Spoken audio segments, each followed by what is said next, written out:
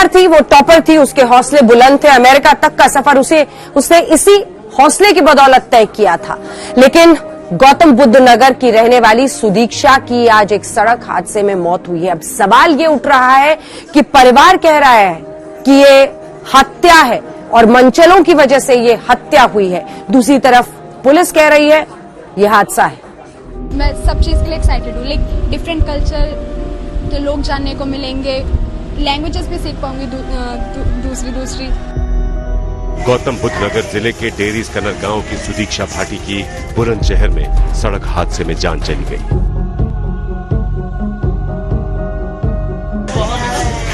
परिवार वालों का इल्जाम है कि कुछ मनचलों की वजह से अमेरिका में पढ़ने वाली बेटी सुदीक्षा भाटी की दर्दनाक हादसे में मौत हो गई।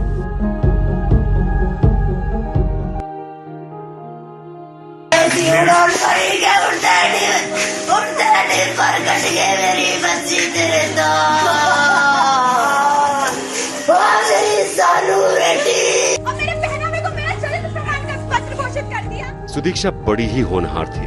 वो हमेशा लड़कियों के लिए बुलंद आवाज उठाया करती थी।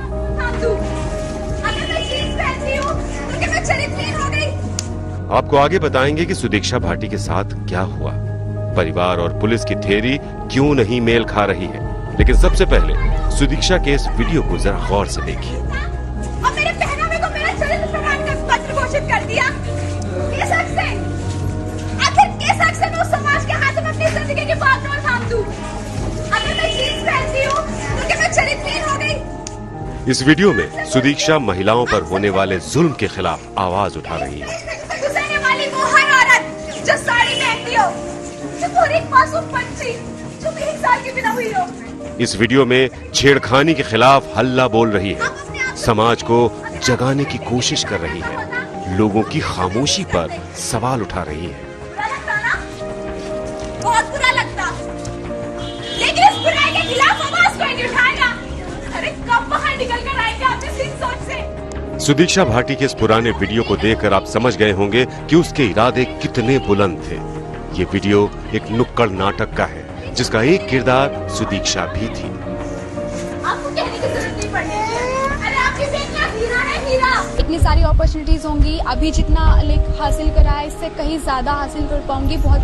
तो मैं सब चीज के लिए एक्साइटेड हूँ। लाइक डिफरेंट कल्चर के लोग जानने को मिलेंगे, लैंग्वेजेस भी सीख पाऊंगी दूसरी। My name is Sudiksha Bhati and I'm going to study entrepreneurship at Babson College, USA. दिल में उत्साह, आंखों में सपने, कुछ करने की तमन्ना, दुनिया को मुट्ठी में करने की चाहत। सुदीक्षा ने इसी हौसले के दम पर अमेरिका का सफर तय किया।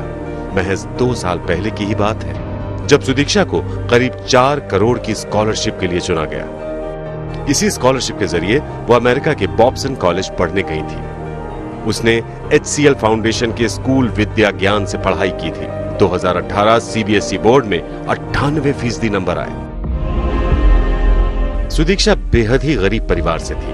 पिता चाय बेचते थे, लेकिन गरीबी कभी सपनों के सामने दीवार बनकर आई भी तो सुदीक्षा के इरादे को नहीं डिगा सकी। सुदीक्षा के पिता की माने तो उनकी बिटिया का सपना IAS बनने का था। सुदीक्षा को मेरे मन में जो था, जैसे उसकी वो थी सोच और मेरी जो सोच थी वो IAS की थी, तो बच्ची IAS बने। सपने बड़े बड़े थे लेकिन वक्त से पहले ही टूट गए। सुदीक्षा के चाचा का इल्जाम संगीन है। वो अपने बेटे का स्कूल सर्टिफिकेट लेने के लिए बाइक से बुलंदशहर जा रहे थे। रास्ते में सुदीक्षा के मामा का घर पड़ता है। इस वजह से सुदीक्षा भी उनके साथ बाइक पर आ गई। रास्ते में बुलेट सवार मनचले औरंगाबाद के करीब रास्ते में तंग कर रहे थे। इसी बीच मनचले सुदीक्षा की बाइक के ठीक सामने आ गए और ब्रेक लगा दिया, जिसके बाद सुदीक्षा जिस बाइक पर बैठी थी वो मनचले की बाइक से टकरा गई। सुदीक्षा बाइक से छिटक कर पीछे गिर गई और उसकी मौत हो गई। जब सुदीक्षा की मौत हुई तो उस वक्त चश्मदीद हेमंत शर्मा भी मौके पर थे। हेमंत के फोन से सुदीक्षा के परिवार ने अपने घर वालों को पूरी घटना की जानकारी दी थी। जहाँ ये हादसा हुआ वहाँ से 20-25 मीटर की दूरी पे मैं था। उसके बाद में जब मैं वहाँ पहुँचा तो उसमें बुलेट वाले ने इमरजेंसी ब्रेक लिए, जो औरंगाबाद की तरफ से दूर पर ट्रेन पर आ रहा था। उसे बचाने के लिए उसने इमरजेंसी ब्रेक लिए जो एक लड़का और लड़की बुलेंसिया की तरफ से आ रहे थे, उसकी बाइक बुलेट में पीछे से ठुकी, जिससे लड़की भाई मौके पर गिर गई थी और ऑन द स्पॉट वो खत्म हो गई थी। सुदीक्षा भाटी मामले का चश्मदीद यही वो शख्स है जो घटनास्थल पर सबसे पहले पहुंचा था, जिसके फोन से निगम भाटी ने परिवार वालों को सूचना दी थी। इसके मुताबिक बुलेट सवार ने जब इमरजेंसी ब्रेक लगाया तब अचानक पीछे से आ रही इनकी बाइक से टक्कर हुई और वो गिर पड़े। लड़की की ऑन द स्पॉट मृत्यु हो गई, जबकि इन दोनों को अस्पताल भेजा गया। एक होनहार बिटिया तो चली गई, लेकिन कई सवाल छोड़ गई। परिवार ने जो इल्जाम लगाए हैं उसका जवाब यूपी पुलिस को देना बाकी है। कुमार कुणाल, ग्रेटर नोएडा, आज तक। हत्या या फिर हादसा, पेच कई हैं। सबसे बड़ा सवाल यही है कि आखिर सुदीक्षा जिस बाइक पर बैठी थी उसे चला कौन रहा था? क्या उसके चाचा चला रहे थे या फिर नाबालिग भाई? अब ये मामला महिला आयोग में पहुंच गया है। मौके पर उपस्थित लोगों एवं कुछ और लोग जिनके पास सच्ची जानकारी थी उनसे वार्ता की गई। इसमें पता लगा कि वह अपने छोटे भाई जो कि नाबालिग थे उनके साथ बाइक में बैठ के अपने मामा के घर जा रही थी। बाइक मैं ही चला रहा था, हम तीनों साथ में थे। बाइक तो मैं ही चला रहा था, वो बैठा था। और पुलिस इस ट्वीट को कर रही है, उस पे को पुलिस वो में जोर दबाव उस पे डाल रही है कि बाइक भाई चला रहा था या अंकल चला रहा था। सुदीक्षा के भाई के बयान से भी लगता है कि बाइक वही चला रहा था।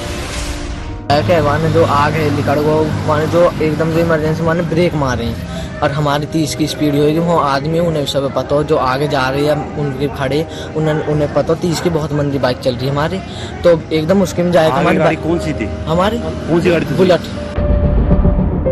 अब आइए सुनते हैं उस पुलिसकर्मी का बयान जो हादसे के वक्त मौके पर पहुंचा।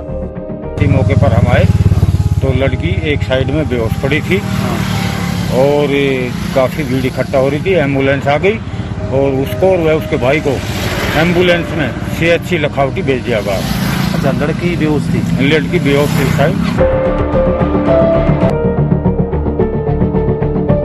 सुदीक्षा के परिवार का आरोप है कि मंचलों की वजह से बाइक पलटी, जिसमें सुदीक्षा की जान चली गई, जबकि पुलिस का कहना है कि हादसे के वक्त परिवार ने ऐसा कोई बयान नहीं दिया था।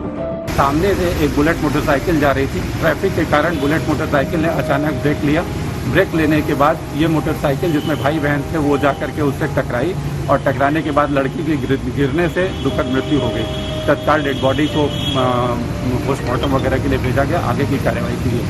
उस समय भाई ने अथवा प्रत्यक्षदर्शी किसी ने छेड़छाड़ आदि की बात नहीं बताई थी और ये बताया था कि इसी तरह से एक्सीडेंट की घटना घटित हुई है। भाई या प्रत्यक्षदर्शी ने किसी ने छेड़छाड़ की बात उस समय नहीं कही। पुलिस और परिवार के अपने अपने तर्क हैं, लेकिन इस सब के बीच ये मामला राष्ट्रीय महिला आयोग के दरवाजे तक पहुंच गया है। राष्ट्रीय महिला आयोग ने यूपी के DGP को चिट्ठी लिखकर कहा है कि इस मामले की पारदर्शिता के साथ जांच हो।